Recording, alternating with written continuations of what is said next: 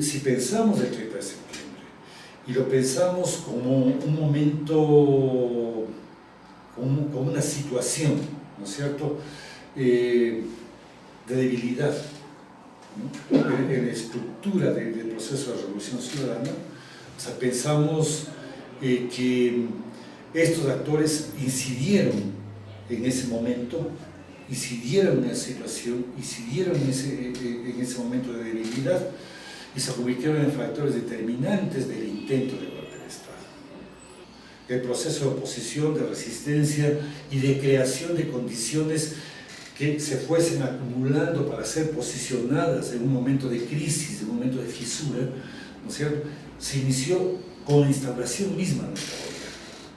Si analizamos la forma de los golpes de Estado contemporáneos y los diferenciamos de los golpes de Estado tradicionales, en donde eran los militares quienes asumían el gobierno, en donde se ejercía una violencia prácticamente indiscriminada contra la población, en donde se superponía una voluntad política y unos hechos políticos por sobre la legitimidad que proviniera, ¿no es cierto?, o de la normatividad o de la institucionalidad política establecida, en este caso, en nuestro caso, la Asamblea Nacional.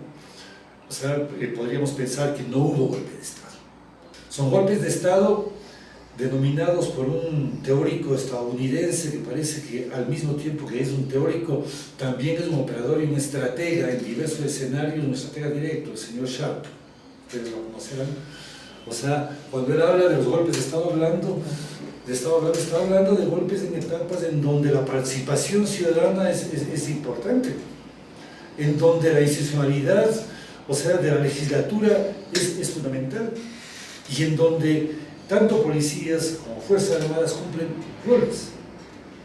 Y de alguna manera esta visión de los golpes de Estado hablando se aplica claramente en el proceso de desestabilización que condujo a este intento de golpe de Estado en nuestro país. Nosotros podemos pensar que un proceso de estabilización previo, en donde los medios de comunicación jugaron un rol, el rol de calentamiento del escenario. O sea, podemos pensar que la policía cumplió un rol muy importante al desconstituir prácticamente todos los escenarios de seguridad interna que provocaron prácticamente la parálisis del país. Y no únicamente por el hecho de que pusieron las barricadas en las carreteras, no únicamente por el hecho de que intentaron obstruir el operativo de rescate que generaron las Fuerzas Armadas, sino también porque al abandonar completamente las ciudades, ¿no es cierto?, o sea, provocaron, o sea, un estado de inseguridad generalizada, un estado caótico que provocó, o sea, asaltos, que provocó violencia, pero que provocó además algo que es muy importante, que es la paralización de los servicios públicos. Si no había una fecha establecida, pero sí había un punto de partida que era el día posterior a la aprobación de la ley, independientemente de que fuera el 30 de septiembre o 2 de octubre o cualquier otra fecha, era ese día. Y era ese día porque ese era un factor detonante, y era el factor que justamente establecía el despliegue de la policía, pero también el intento de despliegue de las Fuerzas Armadas. El actor que más se desplegó, o que se desplegó con más evidencia, fue la Policía Nacional. Pero de nuestro análisis, y hemos hecho un análisis técnico muy detallado de la forma en que operaron los medios de comunicación, podemos establecer claramente a través de procedimientos de lectura de discurso, a través de las declaraciones políticas de sus gremios, a través del posicionamiento de los medios de comunicación frente al Estado en el ámbito de una lucha muy frontal entre las empresas privadas de comunicación y el gobierno de la Revolución Ciudadana. Los medios crearon o buscaron crear las condiciones en la ciudadanía favorable al desarrollo de un escenario de estabilización y de un golpe de Estado. Otro vector de este proceso de desestabilización fueron las élites económicas. La pregunta central es qué intereses se afectaban y de qué grupos. Y obviamente el 30 de septiembre involucraba, o sea, el proceso de estabilización y la posibilidad de un golpe de Estado involucraba para los intereses específicos dentro de estas élites la posibilidad de volver a tener en sus manos, de volver a instrumentalizar de manera directa e inmediata el poder del Estado. Por eso hay un analista, compañero muy querido, que lamentablemente falleció, que habla del carácter transgénico de este golpe de Estado. Y cuando habla del carácter transgénico de este golpe de Estado, se refiere básicamente a las coaliciones que se producen allí. Observamos que grupos económicos como el Grupo Isaías, como el Grupo EGAS, de los más poderosos en este país, de pronto están coexistiendo en escenarios propicios a la desestabilización.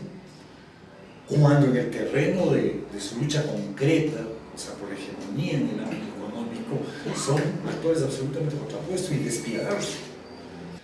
O sea, la posibilidad de determinar su forma de intervención, o sea, tiene que ver también con un proceso de investigación que está avanzado. Y podremos determinar, o sea, su participación, si no directa, y ojalá que pudiéramos llegar a judicializarlos, pero muy probablemente sí podamos llegar a judicializar, a identificar y judicializar a algunos de los operadores de estos actores. Lo cual para nosotros es muy importante porque ya trasciende del ámbito estrictamente de los actores materiales hacia los actores intelectuales. Es tan importante como el enjuiciamiento en el ámbito de lo jurídico, el enjuiciamiento en el ámbito de lo político y el enjuiciamiento en el ámbito de la ética política. En una perspectiva de evitar que estas fuerzas puedan reconstituirse, puedan volver a legitimarse y de preservar la continuidad de este proceso, que no solamente es un proceso democrático, sino también es un proceso, o sea, por el cambio estructural, permanente, definitivo en la medida de lo posible, de las condiciones de vida de nuestro país y de nuestra sociedad. Otros actores, los hemos mencionado ya, provienen justamente del análisis que tiene que ver del campo de inteligencia.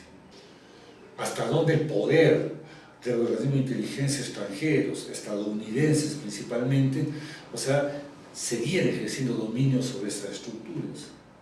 Nosotros consideramos que esa subordinación persistía y que si bien no podemos decir la CIA intervino, el FBI intervino, sí podemos hablar de esa subordinación y sí podemos demostrar, sí podemos manifestar también esta subordinación. Cerrar el capítulo de los actores mencionando los sujetos políticos. Y cuando mencionamos los sujetos políticos, mencionamos no únicamente los sujetos políticos de la derecha tradicional. Mencionamos también uno, o sea, que fue seguramente el más importante, que es el Partido Social Patriótica, presidido por el expresidente Lucio Gutiérrez. Lamentablemente ni Pachacuti ni NPD entendieron realmente los sentidos que tenía Gutiérrez, lo apoyaron, y ese apoyo es uno de los factores de la profundidad de su crisis. Conocía consecuentemente el mundo de la inteligencia, conocía a los sujetos económicos, conocía también a los sujetos políticos de la derecha. Y además manejaba un ámbito de relaciones internacionales, como decía el presidente de la República, es decir, sociedad patriótica. Era, digamos, el aglutinador, el factor aglutinador de prácticamente todos los otros vectores.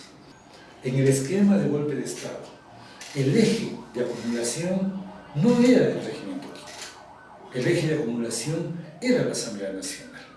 Y lo era porque los procesos de revocatoria ciudadana de los mandatos de Gutiérrez, de Bucaram y de Maguat se dieron alrededor de la Asamblea Nacional.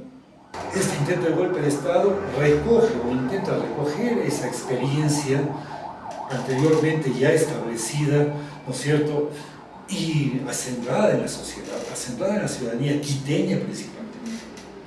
¿Y quiénes operaban? Operaban las organizaciones de militares de servicio pasivo, operaban las organizaciones de policías de servicio pasivo, las cuales además estaban totalmente vinculadas con el Partido Social Patriótico y sus operadores políticos. El rol que jugaban las Fuerzas Armadas era un rol más de legitimación, pero no era un rol de intervención directa. Por eso su posicionamiento el 30 de septiembre fue crucial, fue uno de los factores muy importantes en el desmantelamiento del intento.